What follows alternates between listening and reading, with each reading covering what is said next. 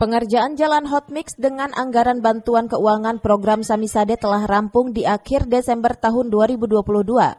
Pemdes Purwasari Kecamatan Dramaga Kabupaten Bogor bersama Forkopimcam Dramaga dan Kepala Bidang DPMD Kabupaten Bogor meresmikan Jalan Raja sebagai jalan usaha tani.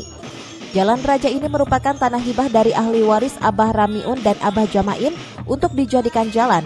Dengan program Samisade tahun 2022, Jalan Raja akhirnya dapat terrealisasikan dan terlaksanakan. Pasalnya Jalan Raja ini sangat penting bagi para petani sebagai akses pengangkut hasil pertanian. Anggaran dana Samisade Desa Purwasari tahun 2022 difokuskan untuk pembangunan infrastruktur Jalan Raja dengan panjang 850 meter, lebar 2 hingga 3 meter dan tinggi 0,5 meter, ditambah dengan TPT 2 sisi 350 meter. Jalan Samisade tahun 2022 ini merupakan jalan usaha tani sekaligus adalah jalur lintas antar desa, antar kecamatan, juga akses jalur pendidikan antar desa, antar kecamatan yang menghubungkan desa Purwasari dengan desa Situdaun, kecamatan Tenjolaya. Panjangnya berapa nih?